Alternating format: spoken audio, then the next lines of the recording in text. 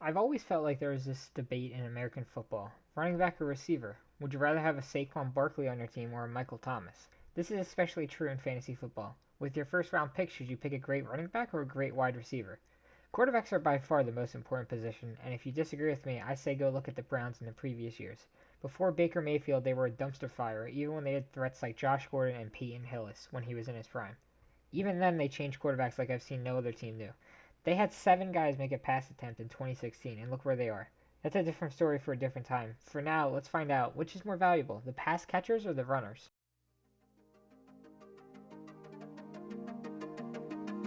First thing I thought of when making this project, and I'm sure some of you have thought, well, it depends on the quarterback. Obviously, I want a better wide receiver if the quarterback is good, and a better running back if the quarterback's bad. I have many rebuttals for that, like how Josh Gordon caught over 1,600 receiving yards with Jason Campbell as his main quarterback. Who is that? Or we could talk about Isaac Bruce's 1995 season where Chris Miller, career record of 34 and 58, was his quarterback and he almost had 1,800 yards. But since for the most part it is true you need a good quarterback, we're going to treat this with an average quarterback. With an average quarterback, all around average offense besides the one-star player, who would you rather have, a star tailback or a star receiver? In 2019, the average NFL offense gained about 5,566 yards, 3,759 passing, and 1,806 rushing. With those averages, that means Kyler Murray would be your quarterback. Forget about a rebuild or the potential. In 2019, with Kyler Murray as your quarterback, which position would you choose? In the modern NFL, we have crazy outliers like Christian McCaffrey, who was third in the league for rushing yards and also has over 1,000 receiving yards, which led his team. This is too easy of an answer. You want somebody like McCaffrey who can do both. You line him up in the slot or in the backfield. So I want to make it a little more challenging. How about a running back whose only strength is running and a wide receiver whose only strength is catching? A majority of the NFL is like that anyway. So the question is now, do you want a pure runner or a pure catcher? Let's start with the awards. A wide receiver has never won the MVP, while positions like the linebacker, defensive lineman, and kicker have. No disrespect, they all deserved it. The fact that a receiver hasn't won yet is crazy. There's been 16 running backs, 40 quarterbacks, and 3 other positional players that have won it since 1961. If you count the AFL, there is one player, Gino Cappelletti, who was actually a kicker and a wide receiver that year. In 1964, when he won it, he was 25 for 39 on field goals with a long of 51 yards, all of which were league leading, and 36 of 36 on extra points. He also reeled in 49 receptions for 865 yards. Could you imagine this dude playing today? Imagine Adam Vinatieri running 80 yards for a touchdown, or Julio Jones catching a 5-yard pass and then kicking a 50-yard field goal. Besides Gino, no wide receiver has ever taken home the award. So in the eyes of the Associated Press, there's never been a wide receiver that was valuable enough to their team. Now let's take a look through some statistics. I decided to go with something simple. The Super Bowl winner each season is the best team in the league, right? So what will each Super Bowl team have? A star running back or a star receiver? Or what about neither? In my opinion, for an elite season from either position, I would want 1,000 plus yards. Last season, there were only 16,000 plus rushers and 29 receivers.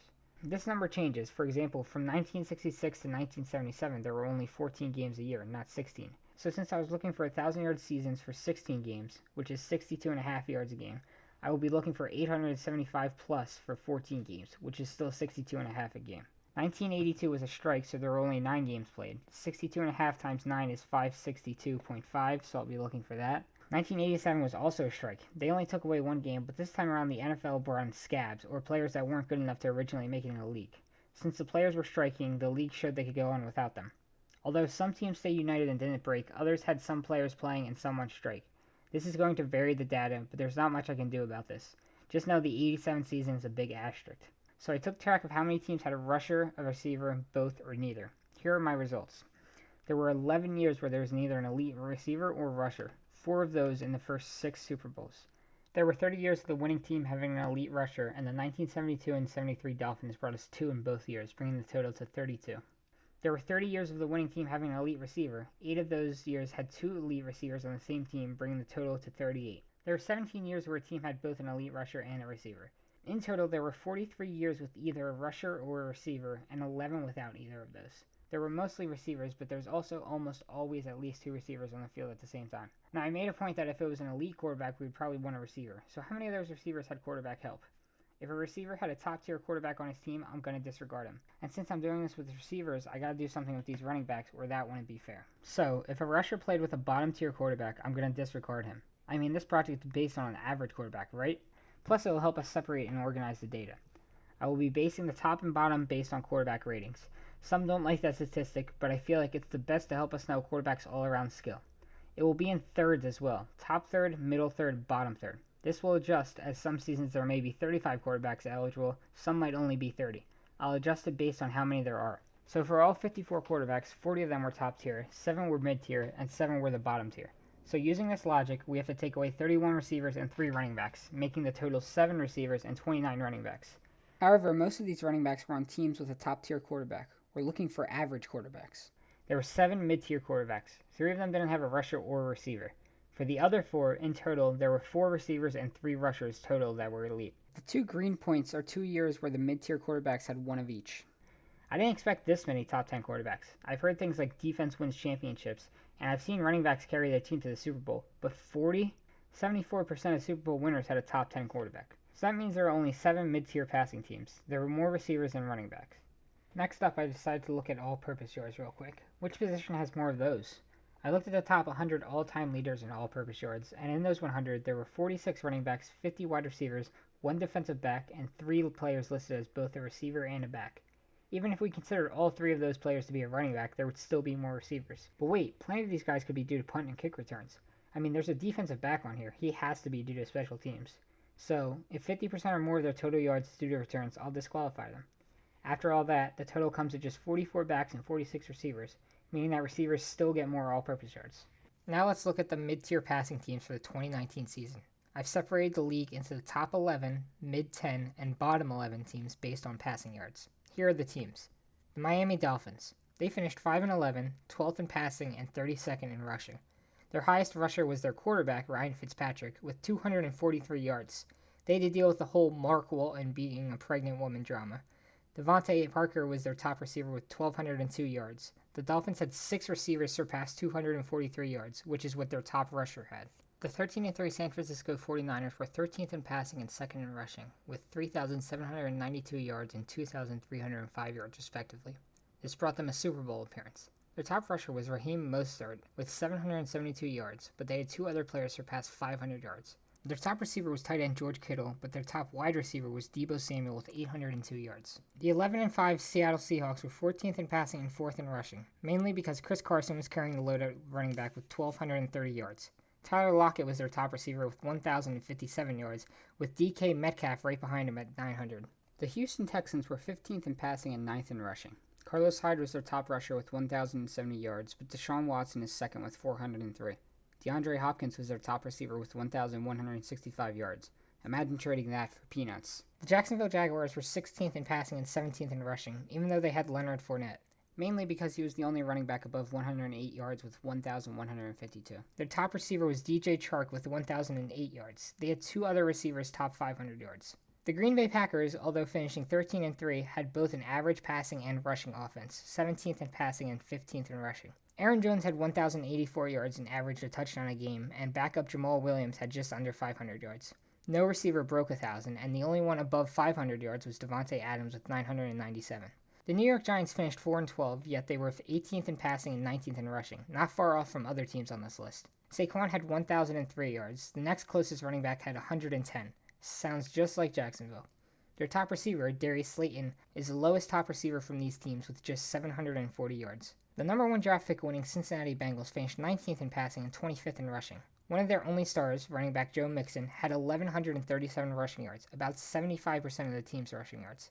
Tyler Boyd finished with 1,046 yards, and there were 3 other receivers over 500 yards, making me wonder why they were so bad. The Carolina Panthers went 5-11 and finished 20th in passing and 14th in rushing with this man at quarterback. Christian McCaffrey is a big reason why. He had 1,387 rushing yards and 1,005 receiving yards. The other running backs finished with a total of 127 yards combined. Only one player, wide receiver DJ Moore, has more receiving yards than the Panthers. Moore finished with 1,175. And finally, the Tennessee Titans, 21st in passing and 3rd in rushing. They had NFL rushing leader Derrick Henry with 1,540 yards and 16 touchdowns, 1 per week. A.J. Brown was the leading receiver with 1,051 yards. With all this information, we can see what the average passing teams of 2019 give us. Only 3 of these 10 teams have a receiver with higher yardage than their running back. 5 out of the top 10 running backs for the yardage were in this list. This list makes up 31.25% of the league, but 50% of the league's top rushers. The average rating for passing from this list is 16.5, and for rushing, it's roughly 12th. I think it's safe to say that the 10 average passing teams of 2019 would rather use a running back than a receiver. Another quick little thing I want to check before I get even deeper into some stats. How about Hall of Famers? How many from each position are there? Well, there are 20 players in the Hall with at least 5,000 rushing yards and 22 with at least 5,000 receiving yards. So that's another small victory for the receivers. For those not keeping track, the running backs have more MVPs and are better overall from average passing teams in 2019. The receivers have more top players with all-purpose yards, more Hall of Famers, and more mid-tier quarterback Super Bowl wins. There's a big argument that a lot of people make as well. Receivers typically last longer at the top than running backs do. Sure, you'll have an Emmitt Smith or a Marshall Faulk, but you can't expect every running back to run into defenses and be able to play for 10 plus seasons. Receivers typically play more seasons too. This is what people think, but is it true?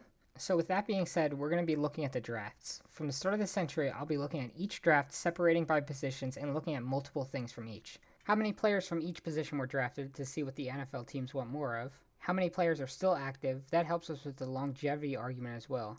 Percent of players still active. That one is an easy number for us to see how many players last however long.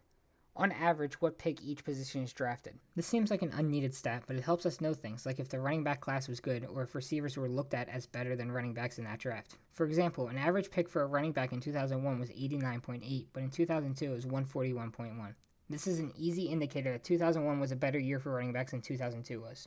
We also have average games played. This is our main statistic for longevity. Who plays more games at an NFL level? Running backs or receivers? 50-yard per game players. I consider 50-plus yard per game players to be good. Sure, there are some great players like Reggie Bush or Julian Edelman that have less than 50 a game, but 50 is a solid number and will get most of the good players. Top players. A player from each draft, each position, with at least 50 games played and the most yards per game out of any player. Pro Bowls per position and All-Pros per position also help us know how good each draft was for each position. I'm also including players who may have switched position post-draft, like Delaney Walker, tight end for the Titans, who was drafted as a receiver. I'll be showing each year but won't be going over them all, just some main points. The first thing you'll notice is that there are typically more receivers drafted than running backs, which makes sense because there are more receivers on a team. Looking at average picks really helps us as well. You can see the huge difference in 2001 and 2002 running backs, looking at the Pro Bowls and All-Pros as well. 2001 was also the best year for either position for average pick and average games, meaning that in 2001, GMs thought that that was the best running back year, and they were right. When we reach 2004, we can see it's our first year with an active player, receiver Larry Fitzgerald. 2005 also has active players, 2 running backs, Frank Gore and Darren Sproles. We can see in the following years there's not that many active players, but more familiar names, and I think that has to do with the big Pro Bowl and All-Pro increase compared to the beginning of the century. Once we hit 2010, we can see more and more active players, obviously because it's a shorter time span. Notice how every year except for 2014 has more active players for running backs, looking at the percent of active players. However, the average games has been flipping back and forth between running back and receiver, so is this stretch enough to put the backs in front? When we look at the totals, I separate it into 2 categories, the totals for all years and the totals for the past 5 years to see if there's any new trends or anything. These numbers shown are the average for each category per year. We see that for all years, running backs have a better percentage for active players and play just a little bit more games, even though they're typically picked later, meaning they're expected to do worse. Receivers just barely edged out the backs for 50-plus yards per game players, even though receivers have about 11 more drafted players per year. Receivers also beat out the running backs in Pro Bowls and All-Pro teams. Is this due to having more drafted players? We can see in the past 5 years it's all about the same, except running backs seem to be getting drafted more now. So after looking at the totals, it seems that running backs are the players that last longer according to the active players in average games. There's always the case with more players drafted gives a higher number of busts, but it also can bring a high number of stars. Also, the average pick doesn't favor one position. Some years it seems there's better receivers and other years there's bad receivers. In fact, on average, receivers are picked earlier than running backs. Is there any other argument you can make for receivers lasting longer? Maybe you could bring in undrafted players, but I think there's a fair amount from each position that are star undrafted players. In my eyes, this answers our question of which position lasts longer in the NFL, and the answer is running backs. So this is another advantage for running backs. We've looked at 6 topics, 3 of favored receiver and 3 of favored running back. My last topic will settle the score. What about players over 30? The argument that is running backs can't stay at top hasn't been fully answered. We know now that the average drafted running back typically plays longer and overall has a better career than the average drafted receiver, but this is an average player. The average player doesn't become a starter, household name, or a star player. So this should settle the argument. Let's take a look at every back or receiver to play a game over 30 years old in the Super Bowl era. How many games have they played? How many yards have they gained? First up, we're going to look at the running backs. Here's the top 20. We can see 2 players have over 100 games. Every player here is above 2,500 yards, and some are even above 5,000.